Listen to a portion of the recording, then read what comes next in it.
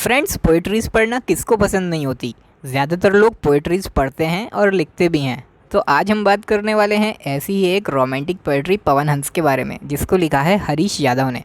दोस्तों, मेरा नाम है नवाज़ और स्वागत है आपका मेरे चैनल द बुक वार्मर्स पर। तो चलिए जल्दी से शुरू कर लेते हैं आज की वीडियो।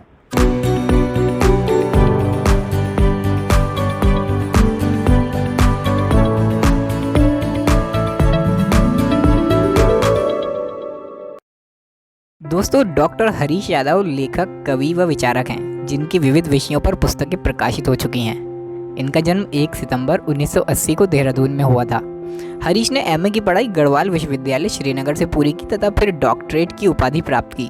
विभिन्न विभागों में कार्य करने के पश्चात यह केंद्रीय सिविल सेवा में नई दिल्ली में कार्यरत हैं। पवन हंस से पहले इनकी 2 किताबें युग ट्रस्टा 2006 तथा अनुगुंज 2017 भी प्रकाशित हो चुकी हैं। दोस्तों, यह काव्य शुरू होता है हिमालय की शिवालिक पर्वतों की घाटी के वीरभद्र नगर में, जहां प्रेमी का घर है। इस नगर में उसकी प्रेमिका मनोरमा भी रहती थी, किंतु कुछ वर्ष पश्चात वह उच्च हिमालय में स्थित अपने नगर चली गई, जिससे वह दोनों अलग हो गए। प्रेमी उसके वियोग में दुखी था तथा उसे याद करता रहता था।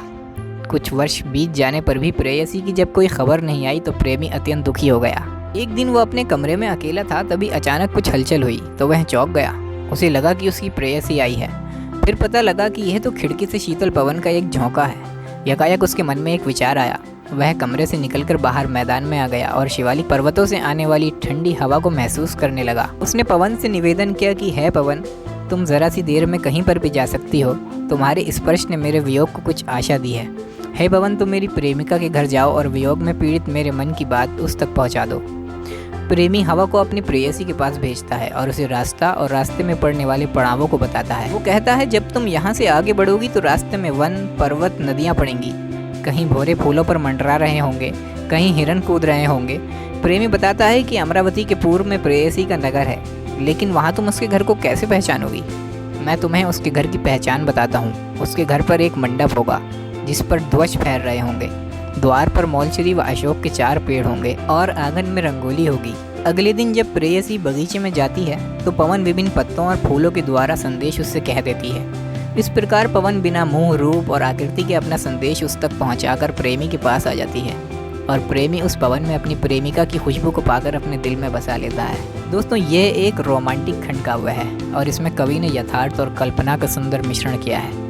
पवन प्रेमियों के बीच एक संदेशवाहक है जो एक दूसरे से अलग होते हैं। जब प्रेमी हवा को अपना संदेश देने के लिए भेजता है तो पवन एक लंबी यात्रा करते हुए हिमालय के पहाड़ों से होकर प्रेमिका के घर पहुंचती है।